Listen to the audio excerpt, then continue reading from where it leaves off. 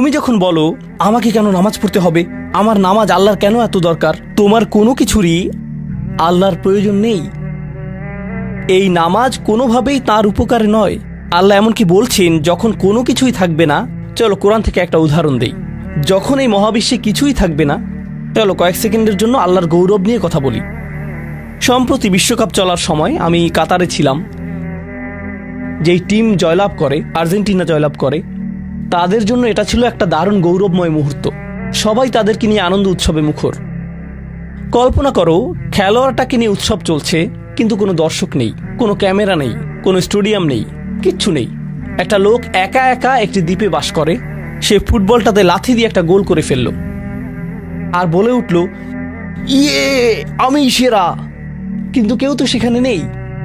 এমন ঘটনার কথা শুনলে মনে করবে লোকটি পাগল হয়ে গেছে, তাই না? গৌরব পেতে হলে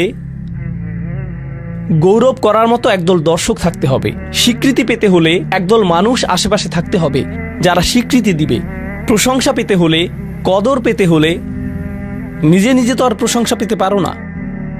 এমন কেউ থাকতে হবে যে তোমার জন্য এই প্রশংসাটা করবে। কিন্তু আল্লাহ বলেন, কুল্লু মান আলাইহা ফান ওয়ায়াবকা ওয়াজহু রাব্বিকা যুল জালালি ওয়াল ইকরাম। তিনি বলেন সব কিছুই ধ্বংস হয়ে যাবে এই ধরাপৃষ্ঠের, তথাপি তোমার রবের চেহারা থেকে যাবে। আল্লাহই একমাত্র সত্তা, যিনি তখনও মহিয়ান এবং গরিয়ান। এমনকি যখন তার প্রশংসা এবং গৌরব বর্ণনা করার কেউ থাকবে না, অন্য যে কারো ক্ষেত্রে কাউকে না কাউকে এটা করে দিতে হয়। তাই আল্লাহর প্রয়োজন নেই আমার নামাজের। আমার হালাল মুরগি খাওয়া আল্লাহর প্রয়োজন নেই। আমার মন্দ বলা থেকে বিরত থাকাও আল্লাহর প্রয়োজন নেই। তাই নিজের মাথা থেকে এই চিন্তা দূর করে দাও যে নামাজ পড়ার মাধ্যমে তুমি কোনোভাবে অন্য কারো উপকার করছো।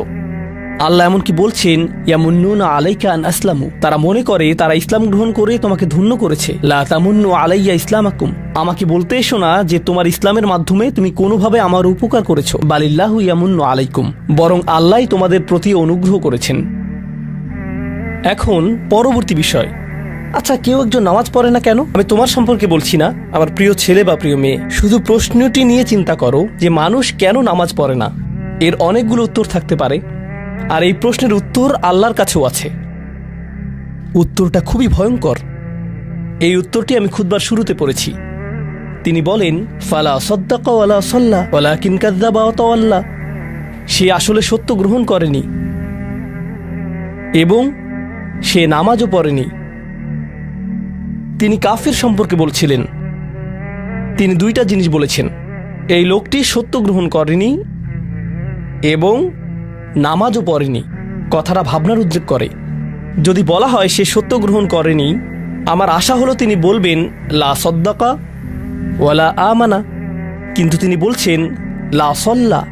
এর মানে হলো আল্লাহর সত্য গ্রহণ করার ব্যাপারে তোমার অন্তরে কিছু একটা মিসিং আছে। না না না, বাচ্চাটা বলে আমি আল্লাহকে বিশ্বাস করি, আমি মুসলিম। হ্যাঁ, তুমি এখানে মুসলিম, তোমার মাথায়। কিন্তু এই সত্য তো শুধু তোমার মাথার জন্য না, এই সত্য তোমার অন্তরের জন্য।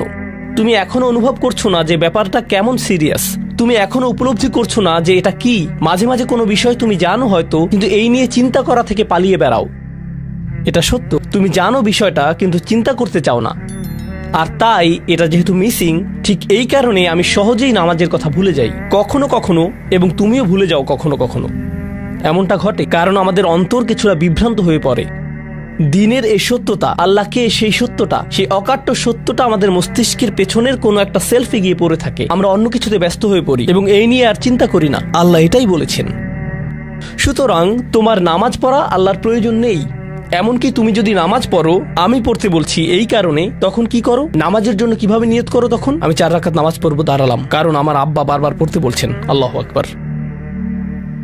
নবী সাল্লাল্লাহু আলাইহি সাল্লাম আমাদের বলেছেন, নিয়ত সঠিক না হলে কাজের কোনো মূল্য থাকে না। ইন্নামাল আমালু বিন্নিয়াহ, ইন্নামাল আমালু বিন্নিয়াত। এমনকি যদি তুমি কাজটা করেও থাকো কিন্তু তোমার নিয়ত ছিল আমি শুধু তোমাকে বিরক্ত করি, এটাই তোমার নিয়ত, তখন এই নামাজ আমার যেমন কোনো উপকার করবে না, ঠিক তেমনি তোমারও কোনো উপকার করবে না। তোমার সত্যিকারের আন্তরিক নামাজ থেকে একমাত্র যে উপকৃত হবে সে হলো তুমি নিজে।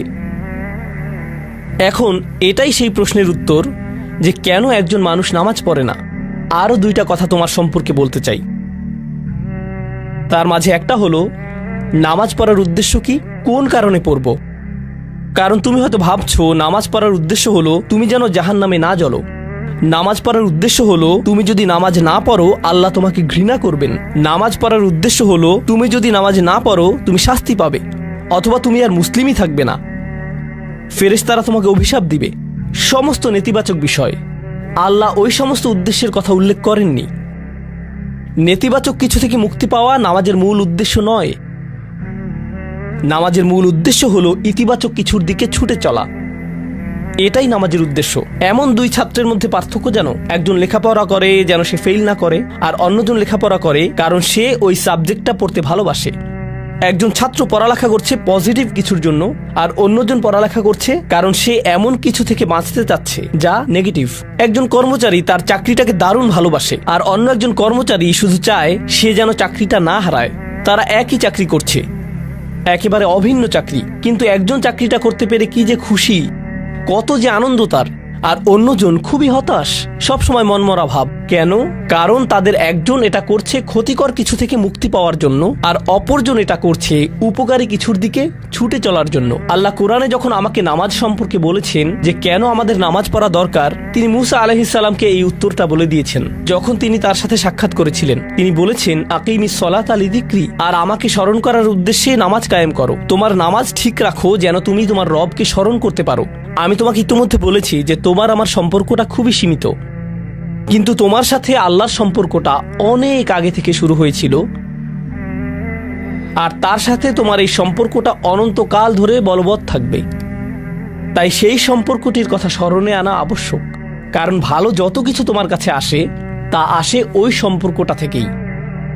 সামান্য কিছু ভালো জিনিস তোমার বাবার কাছ থেকে আসে, কিছু কিছু ভালো জিনিস, কিন্তু সকল ভালো জিনিস যা তোমার কাছে আসে তা আসে একমাত্র ওই সম্পর্কটির কারণে।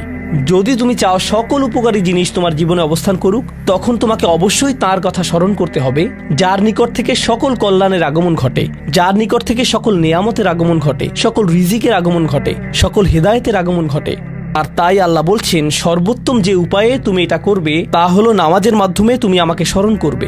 এজন্যই তোমার নামাজ পড়া দরকার।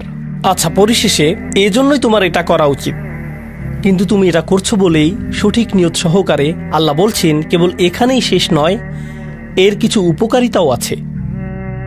কিছু ভালো জিনিস তোমার পথে আসবে যখন তুমি সত্যি সত্যি আল্লাহকে স্মরণ করবে। যখন তুমি আল্লাহকে স্মরণ করবে যেভাবে তিনি চান সেভাবে, আর যে উপায়ে তিনি চান তা হলো এই নামাজগুলোর মাধ্যমে।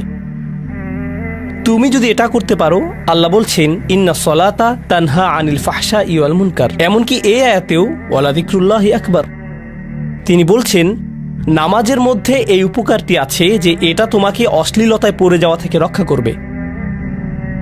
কারণ অশ্লীলতা তোমার চারপাশে বিরাজমান, আর আমি প্রিয় পুত্র তোমাকে এটার সম্মুখীন হওয়া থেকে রক্ষা করতে পারবো না।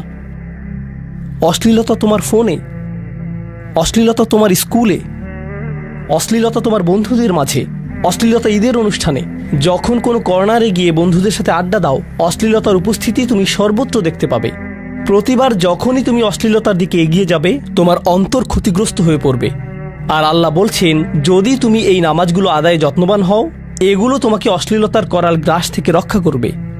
একবার যদি তুমি অশ্লীলতায় ডুবে যাও, তখন তুমি হয়ে পড়বে যেমন তুমি যদি দূষিত বাতাসে নিঃশ্বাস নাও, প্রথম প্রথম তোমার কাশি আসবে, কিন্তু যদি এতে বেশিক্ষণ অবস্থান করো একসময় এতে তুমি অভ্যস্ত হয়ে পড়বে। অশ্লীলতাও ঠিক এরকম, এতে আকণ্ঠ নিমজ্জিত থাকলে একসময় এটাকে আর বড় অপরাধ বলে মনে হবে না, নিজেকে এর থেকে রক্ষা করার কোনো গরজ অনুভব করবে না আর, কারণ তোমার প্রতিরোধ ব্যবস্থা দূষিত হয়ে গেছে। এরপর তুমি এমনকি আরো বিষাক্ত আচরণের জন্য প্রস্তুত হয়ে যাবে, এমনকি আরো জঘন্য বিষয় ওয়াল মুনকার, এমনকি আরো ঘৃণ্য কাজও তোমার দ্বারা সম্পন্ন হয়ে যেতে পারে। অধঃপতনের অতল গহ্বরে হারিয়ে যাওয়া থেকে এই নামাজগুলো তোমাকে রক্ষা করবে। এই জন্যই তোমার নামাজ পড়া দরকার, এই সমস্ত কারণেই তোমার নামাজ পড়া প্রয়োজন। আমি বলেছি এই জন্য না, এই সমগ্র ভ্রমণের শেষে সিদ্ধান্তটা সম্পূর্ণরূপে তোমার।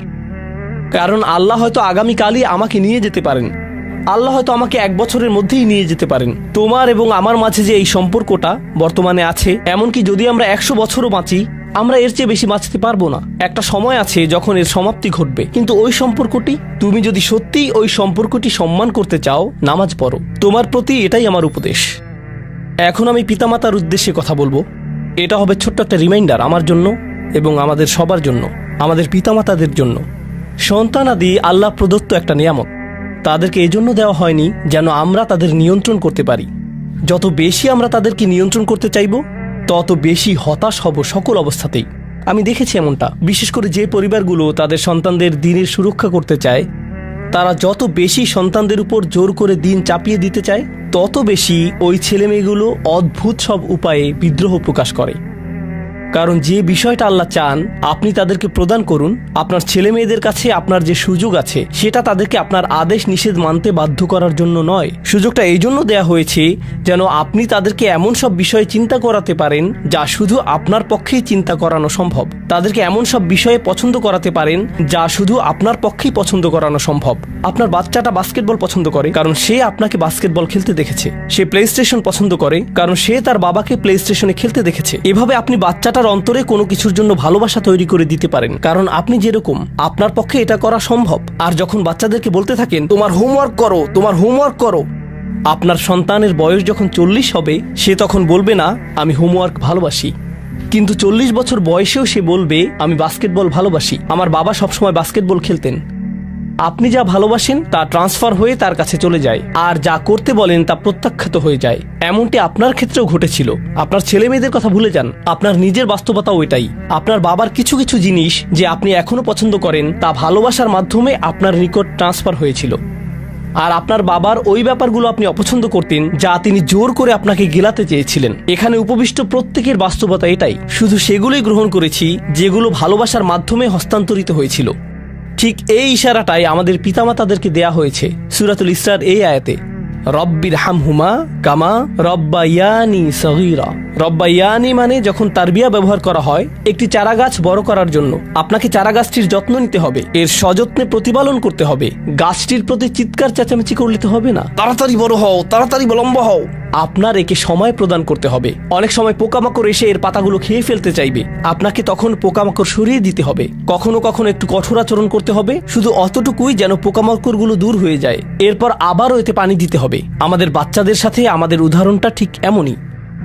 ঠিক এ কারণেই আমরা আমাদের মাতা পিতার জন্য এই দোয়াটা করি। আমি দোয়া করছি আল্লাহ যেন আমাদের সন্তানদেরকে হিদায়াত দান করেন, যা শুধু তার পক্ষেই দেয়া সম্ভব। দোয়া করছি আল্লাহ তাদের অন্তরে ইস্তিকামা প্রদান করুন, যেন তারা তাদের জীবনে সঠিক সিদ্ধান্ত নিতে পারে। আরও দোয়া করছি আল্লাহ তাদেরকে ইব্রাহিম আলাইহিস সালামের দোয়ার মতো করুন, যা তিনি আমাদের সবার জন্য করেছিলেন, রব্বি জাআলনি মুকিমাস সলাতি ওয়া মিন যুররিয়াতি। হে আমার রব, আমাকে সালাত কায়েমকারী বানান এবং আমার বংশধরদের মধ্য থেকেও। আল্লাহ তাআলা এখানে উপস্থিত পিতামাতাদেরকে, আমাকে সহ সবাইকে এমন দৃষ্টান্তে পরিণত করুন যে আল্লাহকে ভালোবাসে এবং যে নামাজকে ভালোবাসে, যেন আমাদের ছেলেমেয়েরা নামাজের প্রেমে পড়ে যায় আমরা যেভাবে নামাজকে ভালোবাসি তা দেখে। বারাকাল্লাহু লি ওয়া লাকুম ফিল কুরআনিল হাকিম ওয়া নাফা'নি ওয়া ইয়্যাকুম বিল আয়াতি ওয়াজ যিকরিল হাকিম।